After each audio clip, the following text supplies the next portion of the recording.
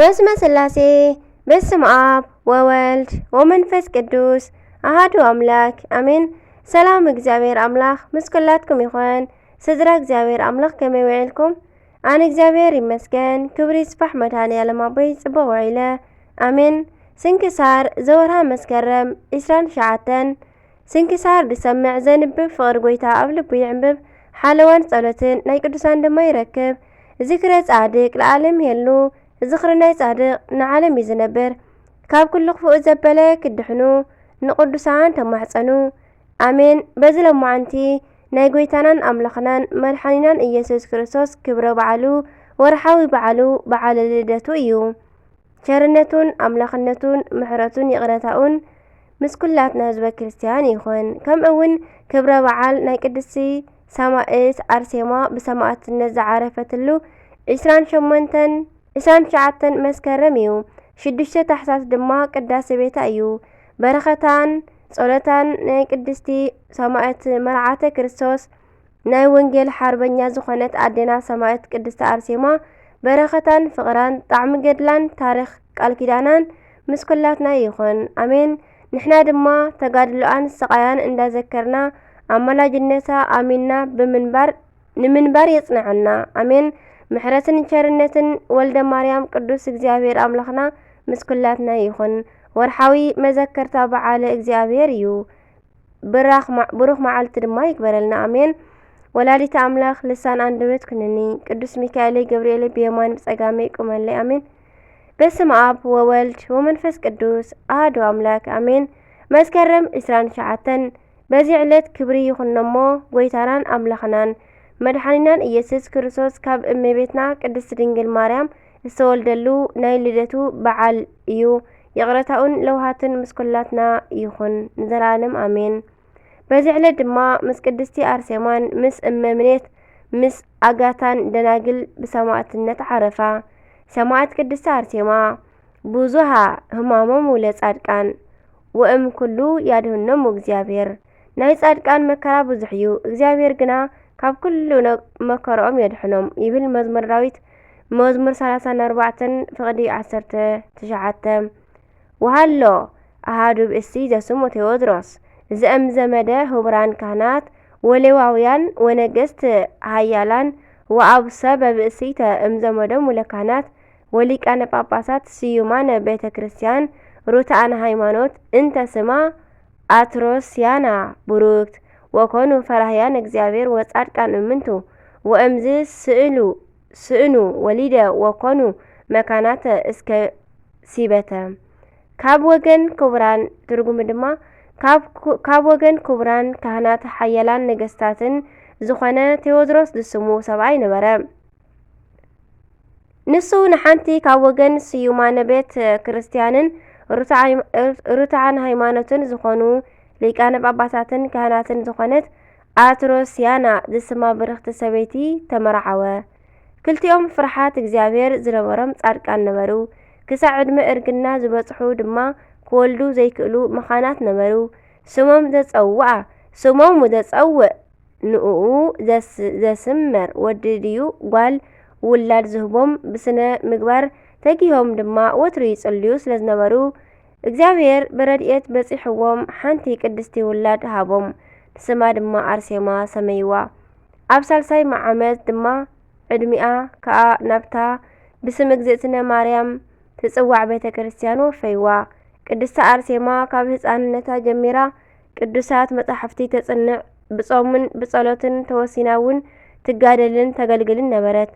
ቅድስቲ ኣርሴማ ጓል 15 ዓመት ኣብ ዝነበረትሉ ጊዜ ከሓዲ ንጉስ ዲዮቅልጥያኖስ ዝምርዓዋ መልክዐኛ ጓል ስኢሎም ከምጽእሉ ንሰራዊቱ ናብ ኩሉ ግዝኣቱ ኣዋፈረ። እዞም ዝተለኣኹ ወታደራት እናኾለሉ ድማ ኣብ ሃገረ ሮሜ ኣብ እትርከብ ደብረ ደናግል በጽሑ። ካብ ኩለን ኣብኡ ዝነበራ ድማ ደናግል ከዓ ንቅድስቲ ኣርሴማ መልክዕ ዝበልጻ ስለ ዘይነበረ ብመልክዓ እናተደነቑ ስኢሎም ንስእላ ንንጉስ ዲዮቅልጥያኖስ ለኣኹሉ። ንጉስ ድማ ስእላ ርእዩ እምብዛ ተሓጐሰ። ኣብ ኢዱ ከም ዘእትዋ ተኣማሚኑ ከዓ ምርዓ ቆጺሩ ንኹሎም ነገስታትን መኳንንትን ዓደሞም። ከም ዝተገብረ ክግበር ተቆፂሩ ዘሎን እተን ደናግል ምስ ፈለጣ ምስ ሰምዓ ድማ ካብቲ ደብረ ደናግል ወፂአን ሃዲመን ኣብ ግዝኣት ንጉስ ድርጣድስ ሃገረ ኣርማንያ ኣብ በረኻ ጫካታት ተሓብኣ። ኣብዚ ቦታ እዚ ብጠቕላላ 75 ሰብኡትን ኣንስትን ካብዚኦም ከዓ እተን 39 ደናግል ኣንስቲ ብጥሜትን ጽምእን ብስእነትን ብሽግርን ይነብሩ ነበሩ።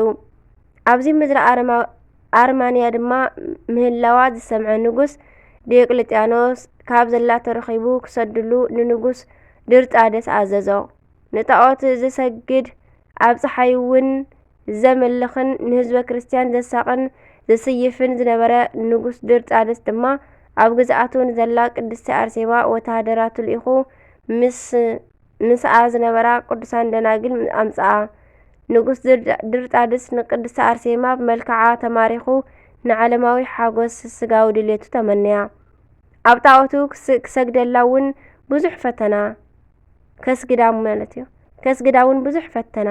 ቅድስቲ ኣርሴማ ግና ኣብ ሃይማኖታ ጸኒዓን እዚ ዓለም እዚ ምስ ፈትወታቱ ሓላፊ ምዃኑ ኣሚናን ንኣታቶምን ንኣህዛብን ንምስክር ምእንቲ ክኸውን በኣይ ምኽንያት ምእንታይ ናብ መኳንንትን ነገስታትን ክትወሰዱ ኢኹም ማቴዎስ ምዕራፍ 10 ፍቕዲ 18 ዝበሎ ቃል ወንጌል ዘኪራን ምእንቲ ስመ ክርስቶስ ሰማዕትነት ክትከውን በሃገት በረኸታ ይሕደረና።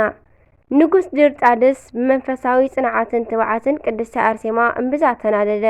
ምስ ኩሎም ህዝበ ክርስቲያን ከዓ ብጥሜትን ዋዒ እሳትን ብዙሕ ኣጋፍዓን ኣሳቃያን እሞ ንነቢይ ዳንኤል ካብ ኣናብስት ን3 ደቂቅ ካብ እቶን እሳት ዘድሓነ እግዚኣብሔር ኣምላኽ ኣብ ኩሉ መከራኦም የጸናንሖምን የድሕኖምን ነበረ። ንጉስ ድርጣድስ ከምቲ ዝተመነዮ ስጋዊ ድሌታቱን ሰይጣናዊ ስሩሑን ስለ ዘይሰመረሉ ኩሎም ክስየፉ ኣዘዙ። እተን ደናግል ክስየፋ ከለዋ ቅድስቲ ኣርሴማ ቃል እግዚአብሔር እናጠቐሰት ትምዕደንን ተጸናንዕንን ነበረት። ነተን ሰማዕታት ኣኽሊለ ክብር ካብ ሰማይ ክወርደለን ከሎ እናረኣየት እናታተራ ብጸሎትን ብሓጎስን ክትህወኽ ነበረት። ኣብ መወዳእታ ግን ኪዳነ ተዳሊልኩም ምስ ሕሩየይ ኪዳን ኣትኹ መዝሙረ ዳዊት መዝሙር 89 ፍቕዲ 34 ከም ዝብል ካብ ጎይታናን ኣምላኽናን መድሓኒናን ኢየሱስ ክርስቶስ ቃል ኪዳን ምስ ተቐበለት ንጉስ ድርጣድስ ድማ ርእሳ ክትምተር ኣዘዘ። እቶም ወተሃደራት ድማ ብገመድ ስሒቦም ርእሳን መልሓሳን ቆረጽዋ። ክልቲአን ኣዒንታ ጎጥጒጦም ብምውፃእ እውን ንኣካላታ በብንእሽቶ መተርዎ። ኣብ 29 መስከረም ድማ ብሰይፊ ክሳዳ ቆሪጾም ብሰማዕትነት ኣሕለፍዋ። ካብ ክሳዳ ድማ ደምን ማይን ጸባን መዓርን ከም ዘንጠብጥብ ዝናመ ክረምቲ ናብ 4 መኣዝን ወጸ። ንቅድስቲ ነፍሳ ከዓ ቅዱሳን መላእኽቲ ብይባብን ዝማሬን ብኽብሪ ተቐቢሎም ኣብ ቦታ ዕረፍቲ ኣእተውዋ። ናይ ኩሎም ምስተን ደናግል ዝነበሩ ብድምር 72 ሰባት ሬሳኦም ኣብቲ ቦታ ተረፈ። ምሕደሪ ሰይጣን ዝኾነ ንጉስ ብእግዚአብሔር ተቐፂዑ ኣእምርኡ ጠፊእዎ ምስ ኣራዊት ይነብር ነበረ። ድሓር ግን ብጸሎት ቅዱስ ጎርጎርዮስ ናብ ልቡ ተመሊሱ ብእግዚአብሔር ኣሚኑ ናይዞም ቅዱሳን ሰማዕታት ኣዕጽምቲ ኣኪቡ ኣብ ጽቡቕን ፍሉይን ስፍራ ኣቐመጦ። ድሕሪ ግዜ ድማ በብስሞም ቤተ ክርስቲያን ተሃኒጽሎም ካብዚ ቦታ ብዙሕ ተኣምራት ተገብረ።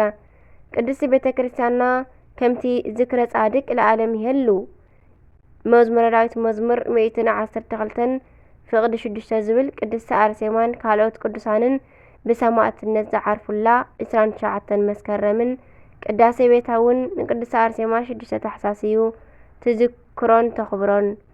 ኣሜን። ቅዱስ ዮሐንስ ወንጌላዊ ፍቁር እግዚእ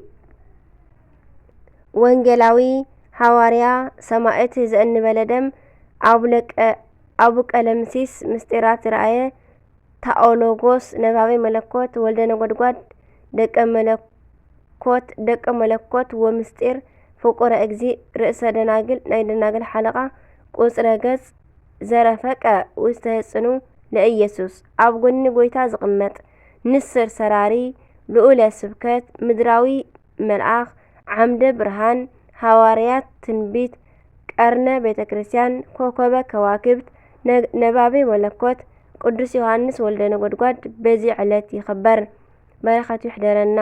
ምኽንያቱ ቀዳሚሁ ቃል ዮሃንስ ምዕራፍ 1 ፍቕዲ 1 ኢሉ ከም ንስሪ መጢቑ ወንጌሉ ዝፀሓፈሉ በዚ ዕለት እዩ። ኣብ ልዕሊ ቅዱስ ዮሃንስ ዝሓደረ ናይ እመቤትና ድንግል ማርያምን ናይ ሓደ ወዳን ፍቕሪ ኣበና እውን ይሕደር። ኣሜን። ቸርነትን ፍቕርን ኣምላኽነትን ናይ መድኃኔ ዓለም ጸሎታን በረኸታን ተጋድሎናን ትብዓታን ናይ ቅድስቲ ኣርሴማ መስኩላትና ይውዓል። ኣሜን። መስከረም 29 ዝኸበሩ ዓመታዊ ናይ ቅዱሳን በዓላት ድማ ቅድስቲ ኣርሴማ ድንግል ሰማዕት፣ ቅድስቲ ኣጋታ እመምኔት፣ 119 ሰማዕታት ናይ ቅድስቲ ኣርሴማ ማሕበር፣ ቅዱስ ዮሃንስ ወንጌላዊ ነባቤ መለኮት፣ ቅድስቲ ክርስቶስ ክብራ ኢትዮጵያዊት ድማ በዚ ዕለት ነፍሳት ካብ ሲኦል እተውፅኣሉ ዕለት እዩ። በረኸታ ይሕደረና። ወርሓዊ በዓላት ድማ ናይ ጎይታናን ኣምላኽናን ፈጣሪናን ኢየሱስ ክርስቶስ በዓለ ልደት እዩ። ቅዱስ ጴጥሮስ ተፍጻሜተ ሰማዕት፣ ቅዱስ ማርቆስ ዘተሮማቅ፣ ቅድስቲ ፍቅርተ ክርስቶስ ኢትዮጵያዊት፣ ቅዱስ ዘርአ ክርስቶስ ጻድቅን ሰማዕትን። ኣሜን። ብቓል ብቕድሙ ነበረ፣ እቲ ቃል ድማ ኣብ ኣምላኽ ነበረ፣ እቲ ቃል እውን ኣምላኽ ነበረ። ንሱ ብቕድሙ ኣብ ኣምላኽ ነበረ። ብኡ ኩሉ ተፈጥረ። ካብቲ ዝተፈጥረ ዘበለ ድማ ብዘይካ ብኡ ሓንቲ እኳ ዝተፈጥረ የልቦን። ህይወት ኣብኡ ነበረት፣ እታ ህይወት ከዓ ብርሃን ሰብ ነበረት። ብርሃን እውን ኣብ ጸልማት የብርህ፣ ጸልማት ከዓ ኣይሰዓሮን። ኣሜን። ስንክሳር ድሰምዕ ፍቕሪ ጎይታ ኣብ ልቡ ይዕንብብ፣ ሓለዋን ጸሎትን ናይ ቅዱሳን ድማ ይረክብ። ኣሜን። ዝኹሎም በረኸት ናይ ኩሎም በረኸት ቅዱሳንና ምስኩላትና ይውዓል። ኣሜን። ካባን ናብባ ካብ ዜማ ኩሉ ዘንጠብኩ ብኣፈ ቅዱሳን ትጓን መላእክቲ ይተሃረመለይ። ኣሜን ወኣሜን ወለኩሎም መላእክተ ሰማይ።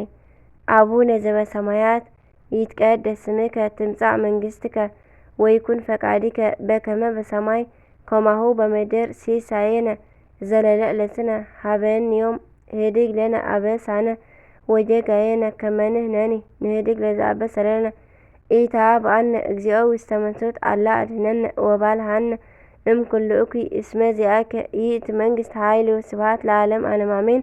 በሰላመ ቅዱስ ገብርኤል መልአክ ኦ እግዝእትየ ማርያም ሰላም ለኪ ድንግል በህሊናኪ ወድንግል በስጋኪ እመ እግዚአብሔር ጽባኦት ሰላም ለኪ ብሩክት አንቲ እም አንስት ወብሩክ ፍሬ ከርስኪ ተፈሥሒ ፍሥሕት ኦ ማርያም ምልዕተ ጸጋ ምልዕተ ውዳሴ ምልዕተ ሞገስ እግዚአብሔር ምስለኪ ሰአሊ ወጸልይ ምህረተ በእንቲአነ ምህረተ ኩሉ ዓለም ሀበ ፍቅር ወልድኪ ኢየሱስ ክርስቶስ ከመ ይስረይ ለነ ኃጣውኢነ ተማኅፀነ በኪ ተማኅፀነ በክዳንኪ አሜን አሜን። ለይኩን ወስብሐት ለእግዚአብሔር ወለወላዲቱ ድንግል ወለመስቀሉ ክቡር አሜን አሜን። ለይኩን